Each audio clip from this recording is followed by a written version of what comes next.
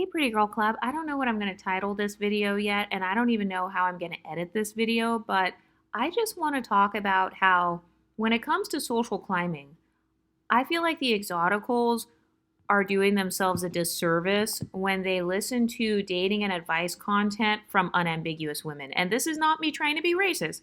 The only reason I'm saying this is because the unambiguous black community historically has complained that they have the dustiest dating pool, that they have the most dysfunctional families and the most broken homes and toxic mothers and toxic fathers. And so, why would I listen to dating and level up advice from women who, according to their own talking points, couldn't even achieve that?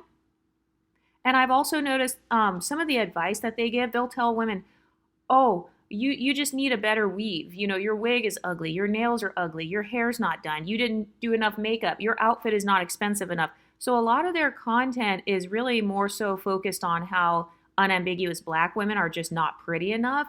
And so my question is, okay, how is that helping their self-esteem?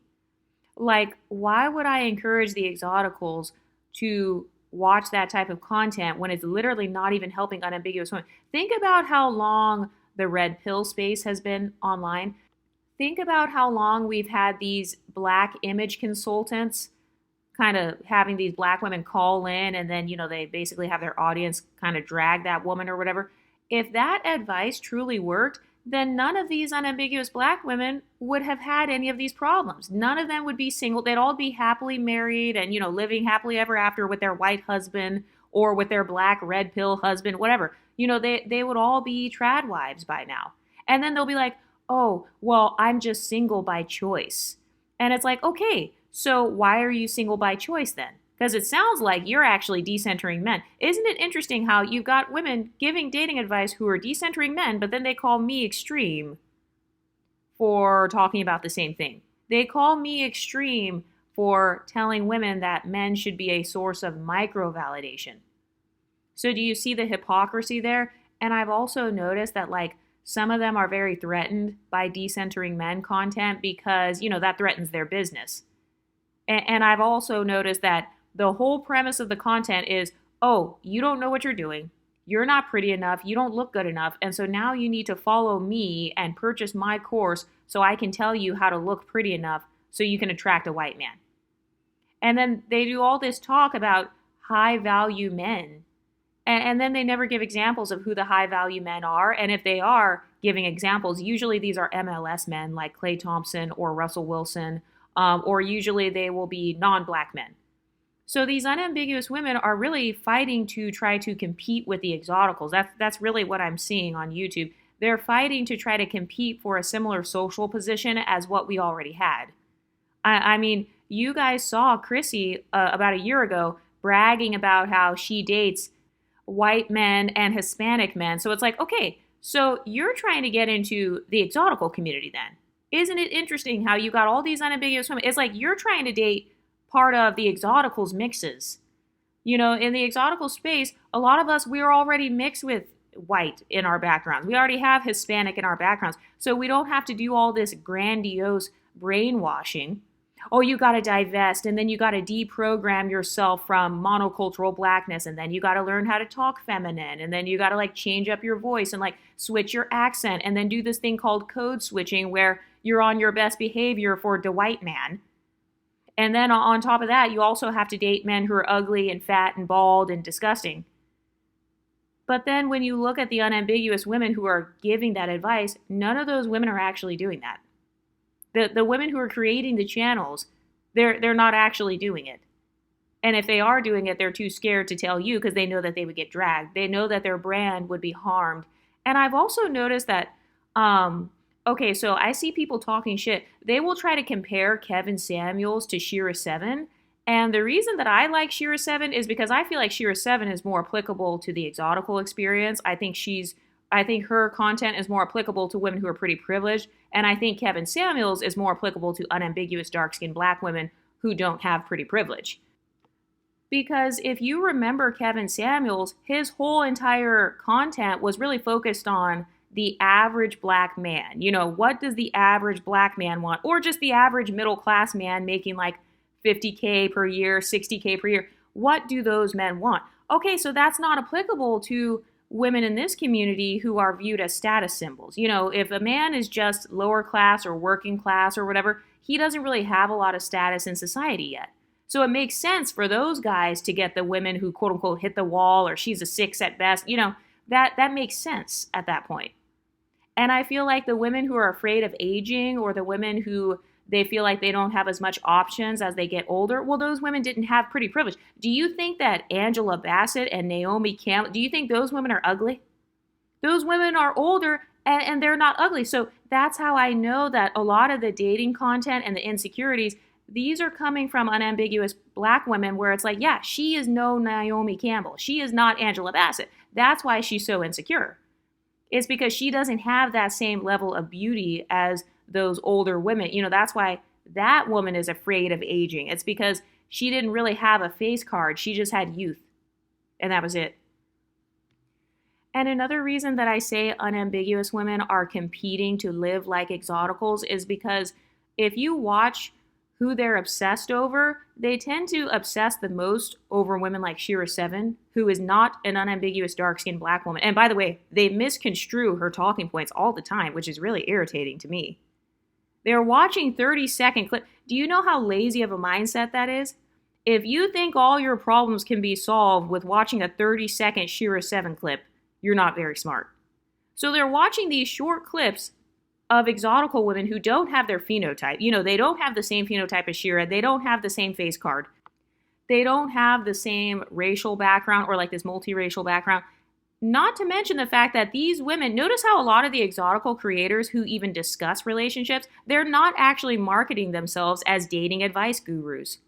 Look at the women who are MLS women who are discussing relationship dynamics. Shira 7, Princella the Queenmaker. These women are really talking about decentering men. They talk about how to benefit off of a transactional style relationship. But then you've got all of these unambiguous lover girls all over YouTube. And they're suddenly pretending like they know all the answers. And usually it'll be like anonymous content creators. It'll be anonymous, unambiguous women like Chrissy or Blunt Girly. And the main premise of their content is, oh, you're just not pretty enough. You're just not classy enough. Well, you're just not in the right spaces. But another reason why I feel like exoticals can't relate to unambiguous dating advice or experiences is because we don't have to do the same code switching thing. Like, for example, let's say you're a light-skinned black woman and you're monoracial. You are not mixed. You're already going to be more included in a Hispanic community, for example, because your skin complexion is already adjacent to theirs. So they're not viewing you as this foreign thing where it's like, oh, she's very dark. You know, I'm noticing her skin tone stands out. They're not viewing you like that. You're already adjacent to non-blackness, or let's say you're dark skinned. You have a loose hair texture. You have a very narrow nose. Your actual face looks like people in the Indian community. Your hair already looks like people in the Middle Eastern community. So there is not as much of a need to kind of code switch. And I've noticed that there's this disconnect in the unambiguous dating space where they're telling these women, just go to golf clubs, just go to the country club. So imagine being unambiguous. You've already got to spend hundreds of dollars on your weaves every month. And by the way, that's another thing too. I notice black women make fun of other black women for wearing cheap hair. So they will be already spending $600 to $1,000 on getting new extensions. And then on top of that, she has to also pay for a monthly country club membership just so she can maybe come across Scott. The exoticals will never have to worry about that type of thing. Like, how many exotical dating content creators do you see on YouTube telling women to do that? Because I don't see any. I only see women in unambiguous spaces kind of berating other black women saying, you know, you're not pretty, your hair's not expensive enough, your outfit's not expensive enough, you need to go to Zara, you need to have your nails and toes done. First of all, if a man dumps me because my nail polish is chipped, he never liked me to begin with. So it's interesting how you got a lot of people saying that the exoticals are shallow. You know, we base our whole personality on being pretty, but then you're literally telling unambiguous women that their life is fucked because they don't have a manicure and pedicure. So I've noticed in the black community, the way that they solve their problems is through consumerism. Oh, well, I just need a more expensive weave. Oh, well, I just got to get my birthday makeup. Oh, well, I need to get my eyebrows microbladed. I just need to get a professional chemical peel. And then that's my level up. And I'm going to attract a high value man. But one of the pretty girls in the Discord, she said, guys, have you ever been in any social space that is predominantly white and you get cited by perhaps one of the four black people there who makes their way to you to say hello to their sisters? This happened to me recently where a friend and I were in a similar space and an unambiguous black man made his way to us, introducing himself. Initially, I thought he was coming over in a flirting way, but it's like he was saying hello to his other fellow black people. I find this utterly disturbing. I mean, do we know you, sir? I don't know what this is called. This may not be exotical related, as I'm a Blindian, and my other friend is an unambiguous black woman. If I'm overthinking this, please let me know. So to the pretty girl who wrote that in the Discord, you're not overthinking that. Black people on average do tend to be more monocultural, and this is according to their own talking points on YouTube. You know, they do tend to date within their race or kind of they only want to hang out with other dark-skinned black people. We just did a video recently about that dark-skinned black girl saying she's never going out to a club with someone lighter than her. So that's why I say that their dating advice is really just fantasy. It's kind of like Femcel fantasy because you know damn well that you don't even like hanging out with anyone who has lighter skin than you. So if you're a dark-skinned black woman and then you join a golf club or a country club, you're going to find yourself probably just congregating around the few black people that are there. So it's not true multiculturalism. I feel like they want to be multicultural, but a lot of them don't have that ability because the second they get into a predominantly white space, they start complaining and then they'll say, oh, well, nobody here is black and I don't fit the beauty standard and I feel excluded and left out. But in the Discord, Exotical T says, it sounds like he's out of his comfort zone by being around so many non-black people and came over to you guys for a semblance of familiarity, even though you are complete strangers. I wonder why he was in that space in the first place. Was he mixing and mingling with the non-black people? Another one of the pretty girls said, he's trying to find comfort with other black people. I understand feeling uncomfortable being one of anything in a large group, but if you're there to network, don't just single out only black people. When he does that, it looks like he's not comfortable being outside of his comfort zone. That can tell people he doesn't know how to adapt. Yeah, I noticed that is one of the cons of being monoculturally black. So there are pros and cons to every culture. One of the cons of black culture is having a hard time being in an all white space or an all Asian space or whatever, kind of feeling left out. Is that fear of rejection? Is that fear of isolation? The same isolation that they've made all of us exoticals feel? Yeah, that. Have any of you guys noticed that whenever you're in a multicultural space, the black people will kind of segregate themselves from everyone else? So it's like, okay, who's really upholding segregation? Who's really the one that's upholding this quote unquote racism and colorism? Because any workplace you go to, even if you go to a college or if you're a part of a big school or something, you're going to see that the black people are naturally going to group off with other black people. So all this BS dating advice, oh, well, natural hair just attracts all these white men and you're just going to be the center of attention. Okay, but you're not going to actually talk to or fit in with that culture because you guys literally spent decades complaining on YouTube about how white Hollywood doesn't accept you. And white men on dating apps, they don't pick you in the algorithm. They're filtering out for every other race except for black. So which one is it? Is everyone racist against you, or does everybody secretly love you? Another one of the pretty girls said, this is why I call cap on a lot of these unambiguous women when they talk about dating out or getting a high-value white man, going to golf clubs, etc., because so many of them can't function in spaces where there are few to no unambiguous black people. How are they going to be the CEO kings building their empire or feminine women looking for rich white men to give them a soft life if they can't even hold it together in a room full of non-black people? Yeah, I agree. And they have this term in the black community called microaggressions.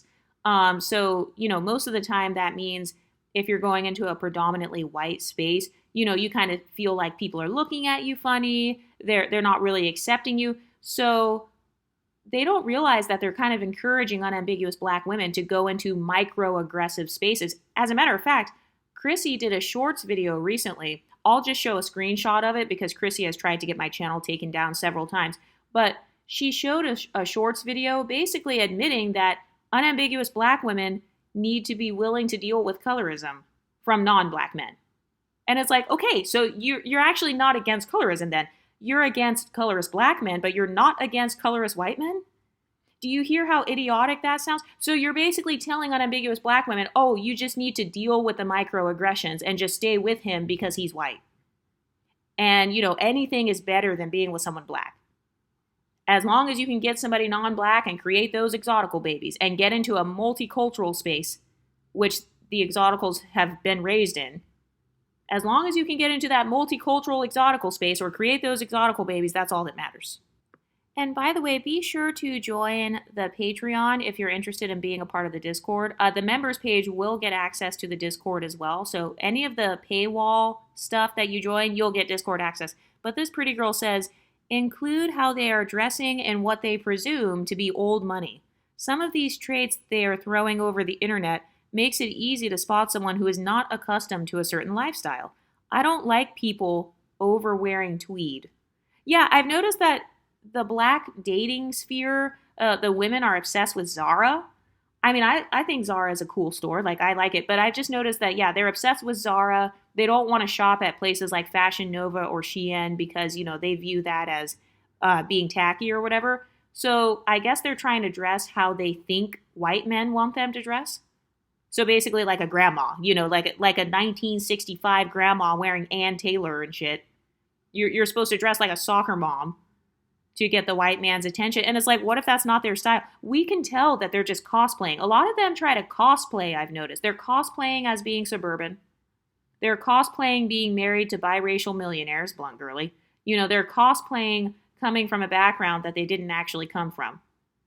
So they want to pretend like they just grew up in private school and, they're just a college-educated woman and they're just walking around in their Zara and their kitten heels and, they've got their lace front pinned back into a French roll. And by the way, if you guys can think of any unambiguous women who talk about dating, you can mention them in the comments below. I will admit I don't know all of their names because I don't really keep up. I never watch unambiguous women's dating advice content. I'm not trying to be racist. I'm just saying, if it's not applicable to me and if I wouldn't trade lives with you, if I wouldn't trade privileges with you, then I just don't see how it makes sense to take advice from the most dysfunctional community. According to their own talking points, they are the most dysfunctional community. And so that's why they're promoting interracial relationships. So if my existence comes from interracial relationships, that means I'm already good then. I already know the knowledge. It's better for me to just listen to a multiracial person then, as opposed to someone who's trying to become multicultural or they're trying to create multiracials. The multiracial or multicultural person is already one step ahead. So that's the reason I don't tend to watch or listen to unambiguous women. It's nothing personal. It's just more so I feel like I can't really relate as well. And so a lot of the stuff that they say, it just comes off as very performative to me. Like, oh, let me wear my hair in a straight lace front because that's what white men like. Oh, wait, no, white men like it when I go natural. Okay, so now I'm going to go natural. So it's very male-centered.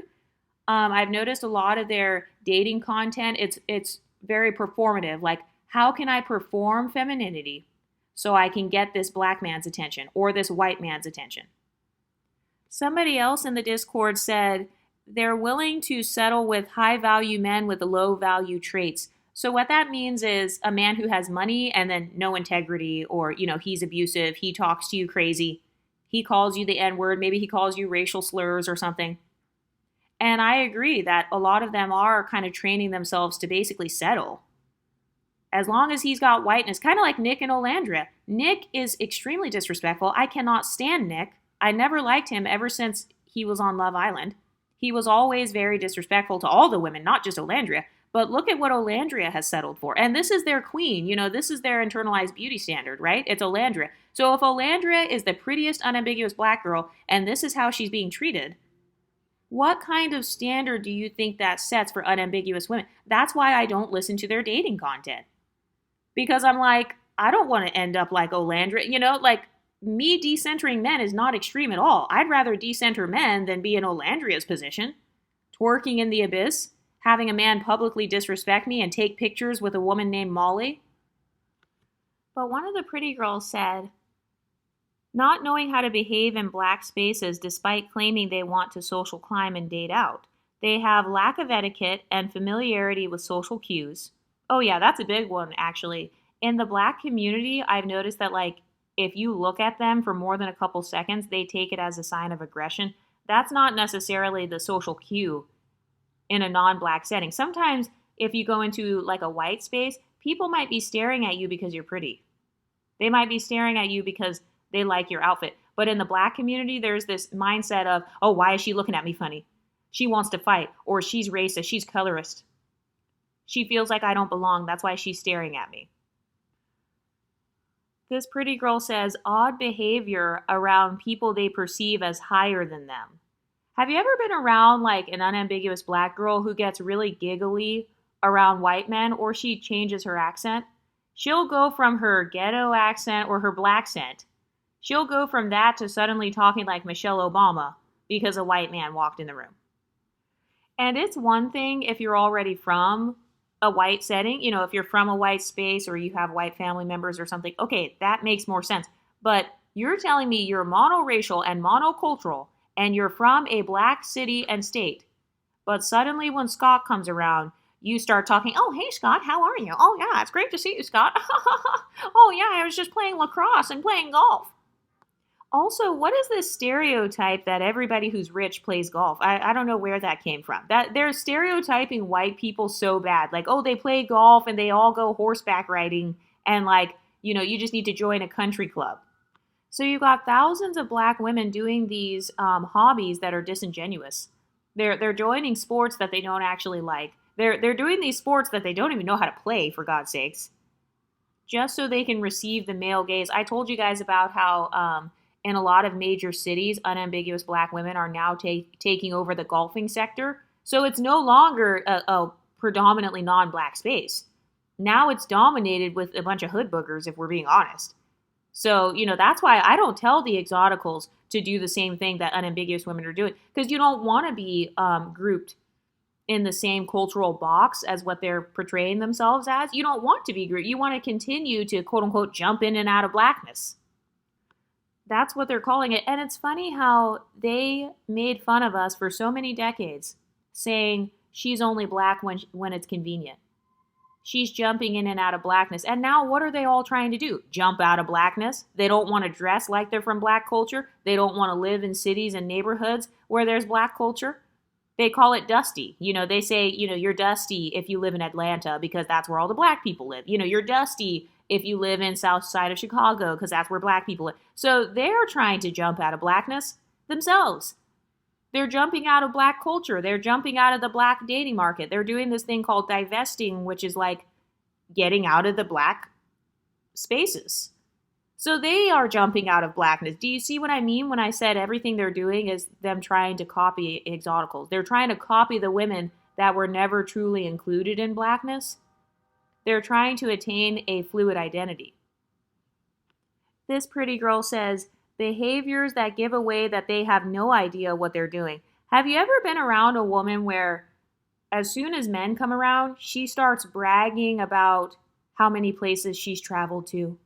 Suddenly she's bragging about her Louis Vuitton bag. And like I said, in the black culture, there's this mindset that consumerism is the solution to all problems. You know, just pay for the golf club, just pay for the country club, just pay for the Zara dress, just pay for a different lace front, just pay for a manicure, pay for a pedicure, pay to go and live in a different zip code. And that's the solution to your problems is consumerism.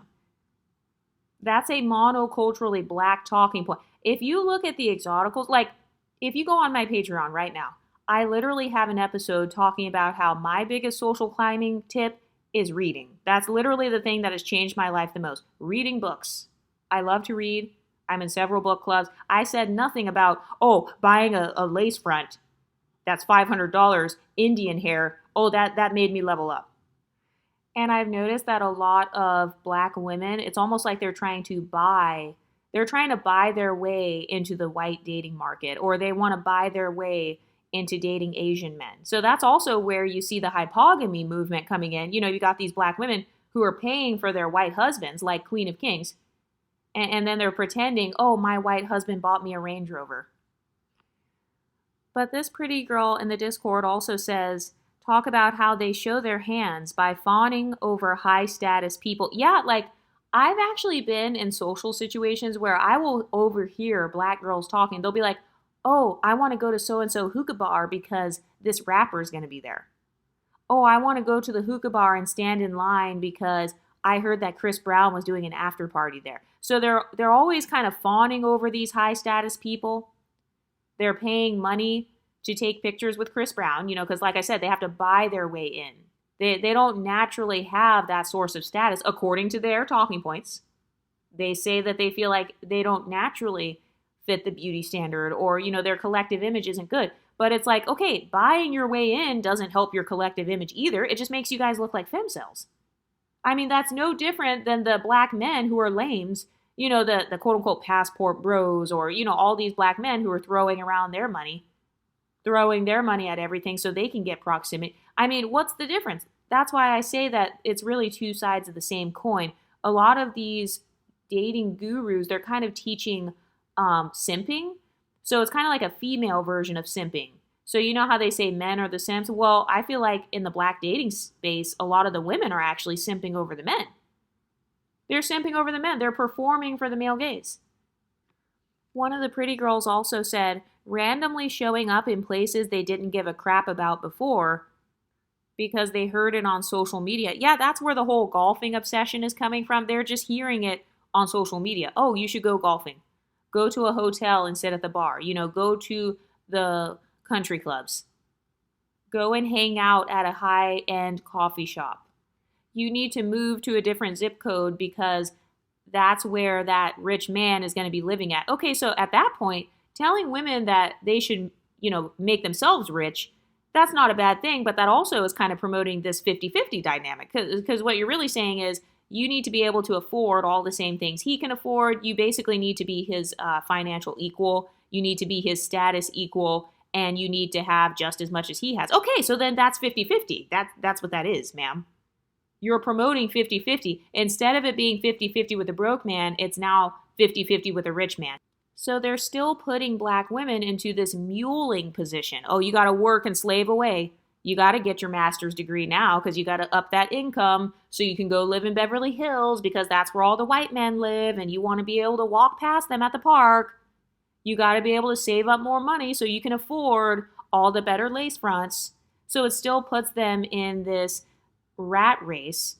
They're running in a hamster wheel, spending and consuming in hopes of being seen by some white guy in Beverly Hills. Some below average, unattractive white man? I thought the whole point of the hypergamy movement was women saying, look, if I just wanted to be in a struggle 50-50 relationship, I can get a roommate. But now they're telling women, oh no, you just need to level up so that you can get a better roommate.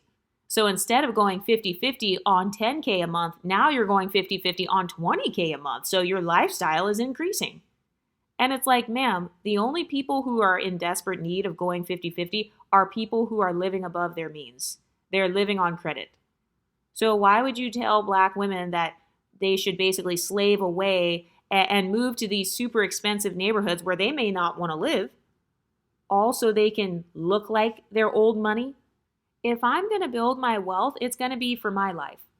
I'm building my wealth for me. I'm traveling because I want to go somewhere. I'm going to move somewhere because I want to live there. Not because, oh, this is where all the white zaddies live. I just want to live around all these hot white guys. And also, that's a stereotype as well. Every white person does not live in a nice neighborhood. There are nice areas that have Indian people. They have Asian people. So it's like, why am I stereotyping non-black people? Oh, they all live in Beverly Hills. But one of the pretty girls said, then they're offended when men mistake them for escorts because they're not dressed well enough. Somebody else says, who hangs around a bar or hotel lobby on a rando Tuesday afternoon with no laptop or work equipment, thinking a high-value white man is going to pluck them from obscurity? She says, I could see if they acted like they were working on a project, had a laptop at a bar or a hotel lobby, but just hanging around dressed in a non-business outfit. Yeah, I agree. It can definitely give almost like desperate vibes. And that's unfortunately something that I've noticed in my city. A lot of the unambiguous women, they do act very desperate and they're willing to settle for these embarrassing relationships just because he's white or just because he's a little bit lighter than her. Another one of the pretty girls said, and they can't tell the difference between a high value and a man who has money. Many men have money and the worst character. They won't say it, but these women have a price. Yeah, that's why I'm personally not a fan of being cheated on or abused just because that man has money. I don't care if he's a trillionaire. You're not going to cheat on me and you're not going to abuse me. And then I just stay because, oh, I have nice chandeliers in my dining room. That doesn't make sense to me. I think if somebody is an ex worker, that's different. But these are women who are looking for actual romantic relationships. And we know this because a lot of them come from these femcel backgrounds. Like I noticed in black female culture, they'll make fun of you for not having a boyfriend. They'll say, she can't keep a man. And some of them will even be insecure because they've never had a boyfriend. In the exotical space, we don't care about that. None of us are embarrassed, if we're a virgin or if we have never had a boyfriend or if we have a low body count or if we practice celibacy. We're not embarrassed because we are not so male centered that our worth is tied to our relationships with men. But I've noticed for the women who have inferiority complexes, because they haven't been validated by society, they're seeking that same validation from men. So it's like, if I can't be white, at least I get to sleep with white. If I can't be Asian, at least I get to procreate with Asian. Because even on YouTube, you'll see a lot of these black influencers. Notice how it's always the black influencer who's promoting her biracial husband. She's promoting her white husband, her Indian husband. I almost never see them promoting a black husband because a lot of them feel like blackness is at the bottom. So they'll just have their black husband hidden in the abyss. They won't talk about their black husband. They won't promote him. But just look and see if it's an unambiguous black woman and she gets a husband who is lighter than her or he's non-black, oh, she's going to blast that all over social media. One of the pretty girls said, having a rich life sounds a lot better than having a rich man. If I get angry at the guy, I can just tell him to F off. Yeah, exactly. I feel like some black women on social media are just very codependent. And they're conflating codependency with love. And their view of the soft life is basically a man, he's the one who gives you access to the soft life. You don't have a soft life if you don't have a man. And over here in the exotical space, we know that's a lie. That's a lie. A lot of women who are living the hardest lives are actually women who are with these men. They've got the boyfriend or the husband or whatever. We've seen the married single mothers. We see the divorce rates going up. And I've been coming across these videos of black girls talking about their maintenance. I don't know if you guys have seen those maintenance routine videos on TikToks. These girls are spending thousands of dollars per month, and then they're getting mad. They're like, oh, everybody's going broke in order to be pretty. No, you're going broke to be pretty because that's how bad you want a man. That's what that is. I will never in my life, if I have to spend $500 a month on my hair, then my hair routine is trash. Why would I spend $500? Growing your natural hair is free. So it makes no sense. Why would I spend $500 on extensions? Why would I spend $500 on something that's going to rip out my edges when I could easily grow my hair just naturally? You don't even have to have expensive oils either. You can just grow your hair with olive oil or something. That's $6 at Walmart. So a lot of these girls, they view consumerism as the end-all be-all to solve their problems. And then they'll say, oh, well, I heard that men from Europe like black women, so I'm going to do a trip to Italy. If I'm doing a trip to Italy, bitch, it's because I want to go to Italy. I'm not going to run to Italy chasing after dick. That is so sad to me. That sounds very sad. It's no different than the incels who are running off to Thailand. They're running off to Colombia in hopes that they can get a little bit of sexual validation in those countries because they can't get it in their home country. That sounds like a very sad and lonely existence. That sounds very codependent and insecure. But one of the other pretty girls said, an actual successful man will probably be on business trips, stay late at work, etc. So what happens then? He's not going to be around 24/7, and if he's older, chances are he will pass before his spouse. So what then? Yeah, that's the downside of being male-centered. You don't really have a life or an identity outside of that guy. This girl says they think suffering under a man is better than suffering alone. Shira is awesome, and I do think she was happy with her husband before he passed. I do not want that life, and that's fine. Women need to stop having this hive mind. Yeah, and I think that's another thing too. When it comes to creators, like I'll use Shira7 as an example. Shira7 never told her followers, you guys should copy me. You guys should do what I do. I'm a relationship advice channel. No, even Shira7 herself told her story. She was authentic with her story, which is why I have way more respect for Shira7, because she told everybody the good, the bad, the ugly. She let you see who the guy was. She told you the flaws of her relationship. She didn't come on with this pompous attitude talking at you. By the way, that's another downside of being monoculturally Black. I've noticed sometimes there's this culture of Black people talking at you versus just talking to you like a friend. Like in the case of Shira7, she never positioned herself as being above her subscribers. So I think that's part of why people were able to connect with her better than people like Chrissy, for example, where they make it sound like they've got it all figured out. They've got it all figured out. They have a perfect dating life. They attract the perfect guy. They've never gone through a breakup, never been cheated on. Nobody had any flaws. And their content is basically just bragging and flexing content. That's another downside of monocultural Blackness, flexing culture. Everything has to be a flex in the Black community. You need to flex your boyfriend. Oh, well, my boyfriend's whiter than your boyfriend. Oh, well, my boyfriend is biracial. Oh, well, my boyfriend is Asian. Once you go Asian, your credit gets to raisin. Yes, that is actually a phrase that they say on some of the divestment channels. But one of the other pretty girls said, we talk about diversifying investments so you don't lose it all when the market tanks. Gotta diversify your validation streams as well, so when one dries up, for example, if a guy doesn't act right or leaves, or he's too busy at work, you have others. Yeah, that's why I talk a lot about micro-validation and having multiple streams of validation. Women with inferiority complexes, they're not being validated enough. They didn't get validated by their mothers or fathers. They have beef with their own sisters, or they go no contact with their own families and stuff. So that's already one validation source that's missing, family validation. And then they go to these schools. Maybe it's a Black school or a white school. They didn't get validation there.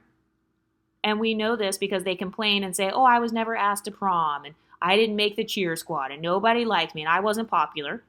Okay, so that source of micro-validation is gone. And then you look at social media and traditional media, where they feel invisible. Okay, so now that source of validation is gone. So this is why you see a lot of Black women latching onto religion, for example, or they latch onto men. I've noticed those are the top two things. Oh, or they latch onto consumerism, kind of bragging about how much money they spent on their designer bags. Bragging, going into debt over these cars. I will admit, I do see Black women the most going into debt over fancy cars. I didn't really grow up around a lot of people who were upside down with their cars. They've got tons of debt, tens of thousands of dollars, hundreds of thousands, just so they could drive a car. But all of this desperation comes from a lack of micro-validation. So they only have one source of status. They only have one source of getting love, and that is from a man. And also, some of them conflate fetishization with love, or they conflate attention with love. Kind of like that girl that we saw, she was celebrating being essayed in a club, and she was saying, oh, they really love chocolate over here. That's not love. Someone essaying you is not love, ma'am. But one of the pretty girls said, a man is just a slice of the pie, not the whole pie. Another pretty girl said, I genuinely feel like women take one piece of advice and don't try to dissect it better to fit their lives and wants. They blindly follow it without exploring other things. Yeah, this is part of why I make sure to say I am not an advice channel, because I don't want people to blindly follow me either. Because first of all, I'm an anonymous creator, so you really don't know who I am. But I want everybody on this channel to use their own intuition, do what works for you. This pretty girl says, every time I want to farm compliments, I go to Sprouts. So Sprouts is like a fancy grocery store, or it's like a nice grocery store. I've only been there a few times. But yeah, that's a source of micro validation. Do you see how in the exotical space, the women have come up with so much more creative ways to get validation without having to be desperate? We just walk out in public and boom, there's our validation right there. We're getting the compliments or whatever. We didn't have to bust it open for anybody. We didn't have to spend hours out in the hot sun playing golf or pretending like we like golf just to get a compliment from Scott. This pretty girl says, one of the things I appreciate about my mom was that she always wanted and still wants me to have my own in every way. Of course, she wants me to marry one day, but she always said go to school, have a career that I'm happy with, and my own money. I thought more women got this advice about balance in all things. Yeah, I've noticed a lot of them are very unbalanced. Because this is how I know if you're male-centered. Look at your algorithm. Is your algorithm filled with how to date, how to get a man? This girl's not pretty enough. This girl's too basic. She looks homely. What is your algorithm feeding you? Because that shows you what you center your life around. If I go on my algorithm, I'm going to see travel content. I'm going to see finance content, maybe the occasional like singing or music video or something. One of the other pretty girls said, my mom and grandma always told me to never be financially dependent on a man and always have my own money and ways to survive. Traditional does not mean throw your brain and all cognitive function out the window, so some mythical man can take care of you like a lapdog forever and ever without ever making a mistake or leaving the toilet seat up. Yeah, I've noticed in the Black community, a lot of people are afraid of making mistakes. A lot of them are like just afraid of messing up in general. I have noticed that in Black culture, a lot of people seem to be defined by their past mistakes or just defined by their past in general. Oh, I'm just a Black girl from the hood. Oh, I'm just another Black man caught up in the mix trying to make $1 out of 15 cents. Oh, well, I went through colorism as a kid, so that's all my life is ever going to be. It's just me facing colorism. So I might as well date non-Black colorist men. There's like this way that people in the Black community sometimes hold on to their past traumas. It's almost as if they're centering their identity around their trauma. And so they're seeking to heal their internalized trauma by sleeping with a white man. Because that makes them feel powerful, right? Seducing the colonizer. Seducing this Indian man who's more privileged, seducing this Hispanic man who never had to deal with colorism like you. And so that's why you hear them bragging, of course, because like I said, flex culture. That's a part of the Black female YouTube culture. They're always going to be flexing. Go on any of their channels and you'll see them flexing something. They're going to flex their dating status. They'll be flexing their purses and bags or whatever. Flexing that their dress is from Zara and your dress is cheap and their weave is more expensive than your weave. Their makeup is more expensive than yours. There's always going to be some form of flexing. When it comes to the exoticals, we don't have to really flex because a lot of us already view ourselves as the status symbol. We don't have to seek status by creating a hierarchy. We already believe in ourselves. We already love ourselves in a lot of cases. We already have self-esteem, so we don't have to prove our value to random people. One of the pretty girls said, I may have a story time about this in a week or so when I go to this social event. It's multi-ethnic, racial, and cultural, and while I'm not expecting to see many unambiguous people given the location, there may be some, and I'll definitely people watch and see how they act. Yes, Exoticals, I think you guys are very smart for people watching. It's very smart to people watch the unambiguous community because then you'll know what not to do. You'll know how not to behave. And I know it sounds kind of messed up, but I'm just speaking based on observation. This is not personal. But one of the pretty girls says, I don't want to sound mean, but I live in Europe. And when I see these women who call to ask for fashion advice to go hang out in the rich, affluent area, my jaw drops. They come wearing plastic bags disguised as bodycon dresses with an extremely sloppy body. Girl, if they would show up like this in Europe, people would assume they are low-end prostitutes. Yeah, it's actually really sad to see how many Black women are calling into these shows and, kind of opening themselves up to humiliation. I will say, I would never do something like that to the Exoticals. So I will say that sometimes it does come off as if Black women are kind of exploiting other Black women. It kind of like being the female Kevin Samuels in a way where you're having Black women call in maybe that woman had some self-esteem, and whatever self-esteem she has left, you're just destroying it by telling her, oh, well, your hair's not pretty enough. Oh, well, you look LGBT because you got these piercings. And, like, I personally would not do that to women of my own community because I just don't see it as funny. It's not funny to humiliate women of my own phenotype for other people's entertainment, or, humiliating MLS women so I can make an extra dollar. I personally wouldn't do that. So I think that's another issue in the Black community as well, is you got Black people exploiting other Black people. You got Black women talking down on other Black women. Like, imagine being dark skinned with 4C hair and then you want to come at somebody else with 4C hair, or you want to like rag on them because their lace front doesn't cost as much. They didn't get good enough quality wigs. They need to up their wig game. So now everything's a competition. It's like your hair is a competition, your makeup is a competition, your nails and toes and your outfit and how expensive it is, the stores you shop at, that's a competition. So it's almost like some of them are living their lives like they're on a stage. Their whole life is just a performance, trying to prove themselves to white people, trying to prove their desirability to Black men, like as revenge. Look at me, I can get white men's attention. I don't need you, Tyrone. But this pretty girl says, please also discuss how they want the other Black people to react when they are given opportunities that mostly white people have. It's like they want you to drop on your knees and thank everyone, yet a white person shouldn't. They want to dictate for you to be grateful. I find they also project a lot. I feel sorry for many successful Black people because they are heavily pressured by other Black people. Again, Black people project and perpetuate a lot of racism. If people just act normal, all will be well. Yeah, it's almost like they expect Black people to just bow down, kind of like Tina Knowles in a way, where with her having the gumbo shop, they just wanted her to kind of shut up and be grateful that she's there. So you're not allowed to have boundaries. You just have to be thankful that you're even in that position in the first place because you don't deserve to even be there. One of the pretty girls said, I remember a couple of level up videos and unambiguous Black women would show up to the lives showing what they were going to wear to some hotel lobby / bar or an upscale networking event and would promptly be told, you look like an escort.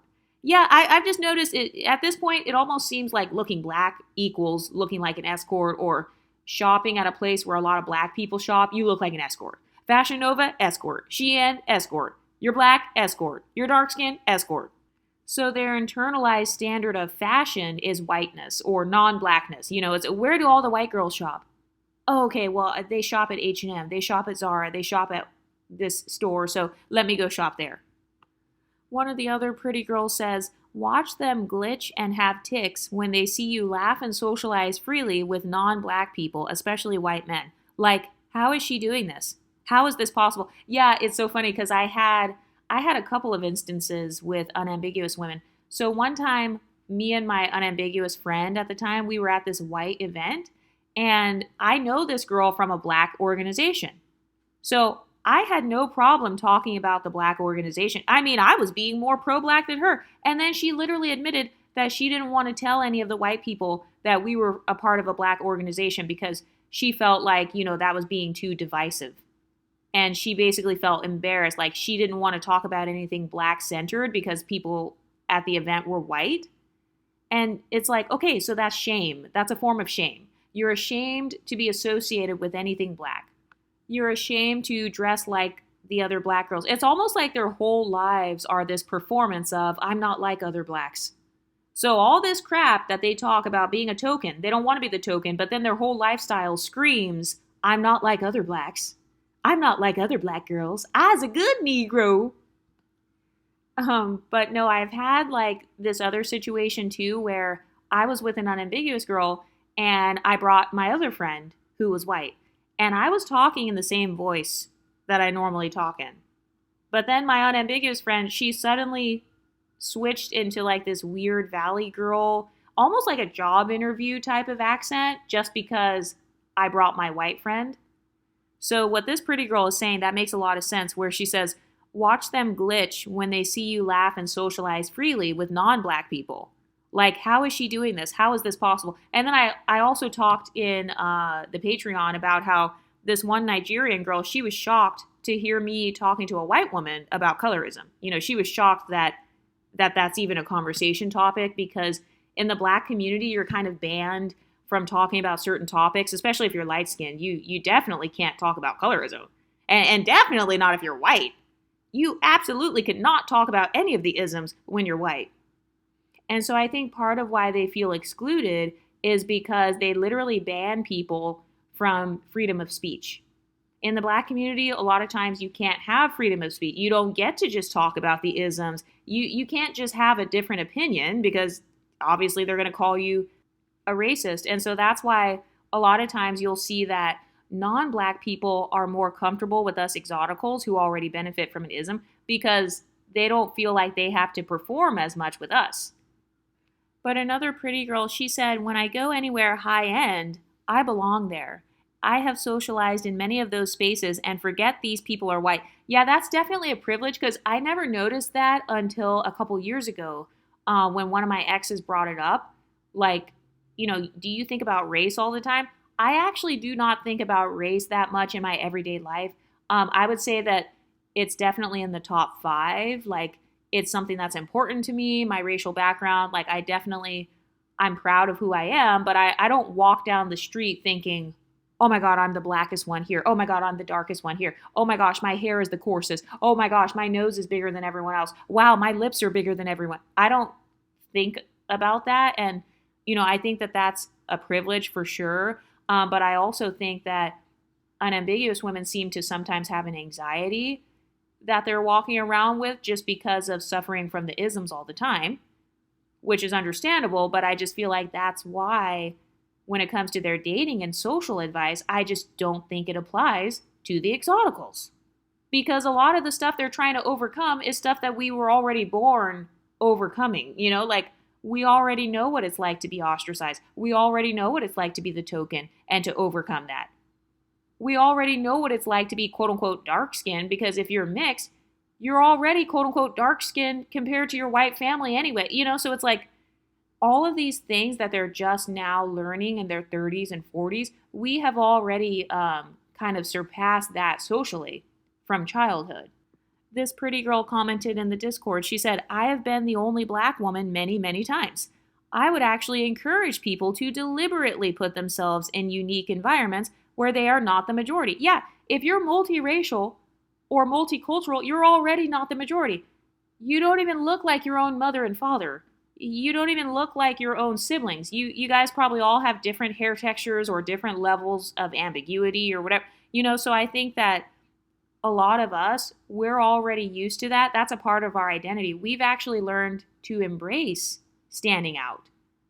We're not scared of standing out. I've noticed sometimes in the Black community, they can be scared of standing out. And I think it's from police brutality, propaganda, all of these messages that they're getting in the media saying, oh, everybody hates you. Everybody wants to unalive you. The police hate you. The media hates you. Men don't like you. Black people don't like you. They're racist in Europe. You can't go to Italy. You're going to get stopped at the airport. So they've got all of these messages that they're internalizing where it's like, oh, everybody hates you. And so I think that's another con of being too entrenched in the Black culture, is this mindset of I'm a victim. Nobody likes me. My skin tone's a handicap.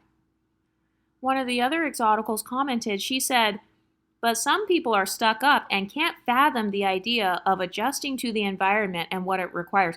Yeah, so I do agree that some people are so Afrocentric to the point where they want to force other people to be Afrocentric. For example, I saw one girl on YouTube, I wish I could remember who it was, but she was talking about how twerking is sacred and how twerking cures menstrual cramps.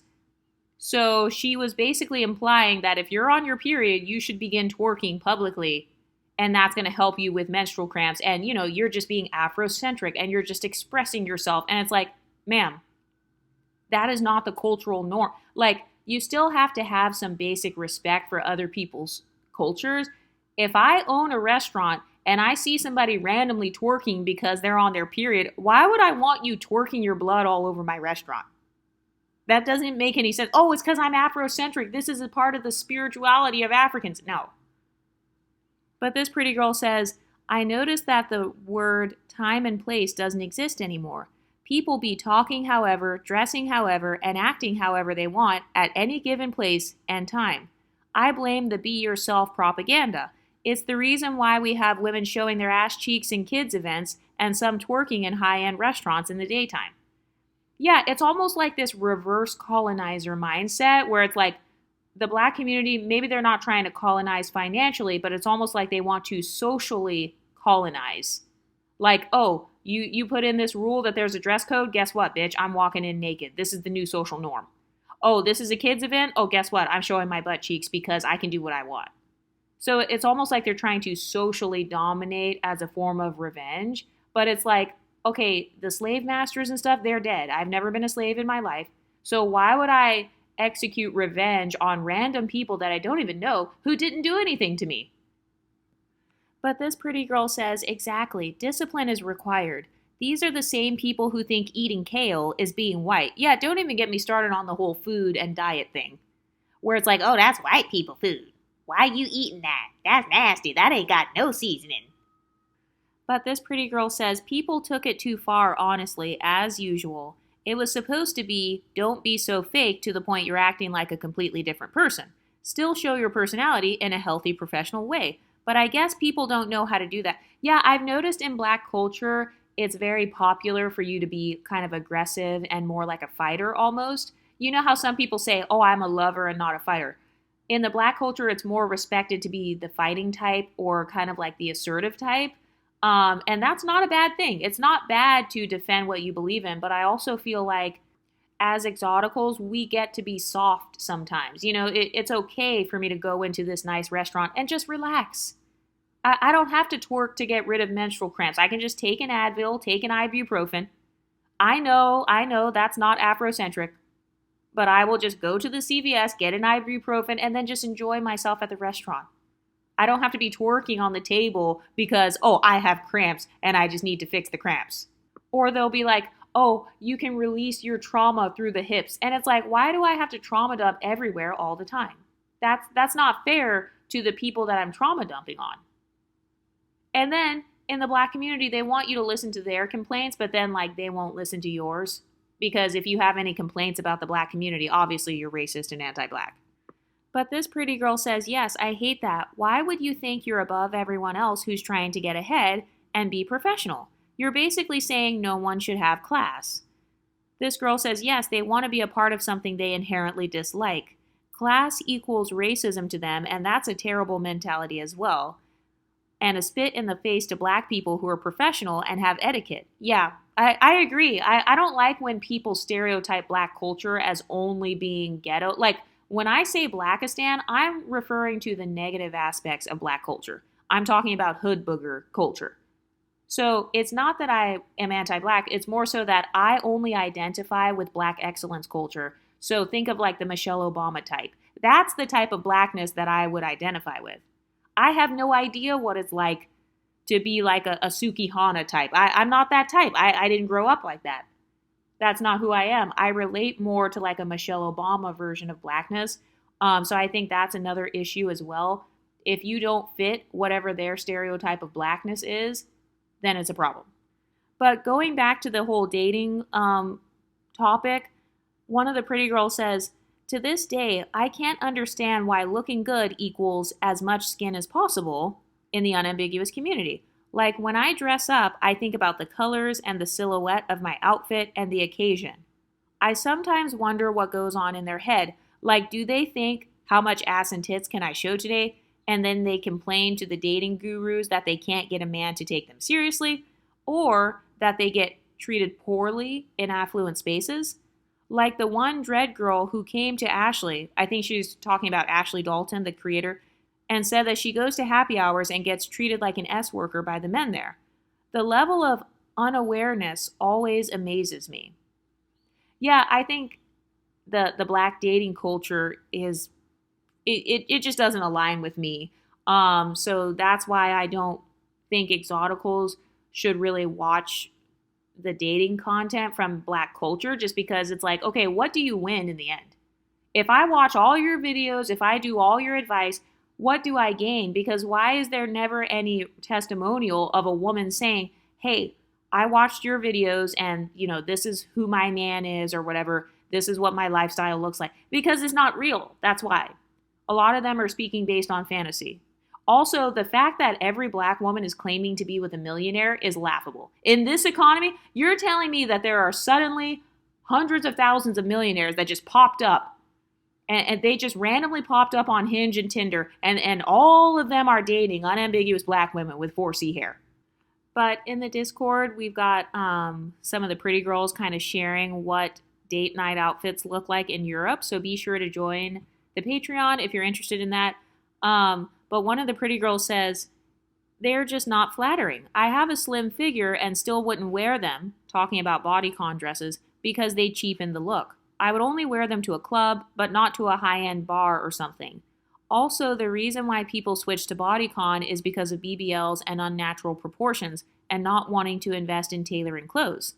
I tailor all my clothes, so I don't have to rely on bodycon to show my shape. Yeah, I talk about that all the time, like your body is the outfit. And also, if you're going on a date with a guy and he doesn't like you because you're not wearing a bodycon dress, then he already didn't like you, ma'am. There are girls who get hit on at work. There are girls who wear jeans or they wear sweatpants or whatever, and they're still perceived as beautiful. And so I think that's another bad social climbing tactic as well. In black dating advice spaces, just show as much boobs as possible, show as much ass as possible, wear these shocking clothes all the time. And I just feel like they have to have balance, though, because they went a little bit too far to the other end where it's like, oh, no, now you got to dress like a church lady. You have to dress how a white boomer would want you to dress.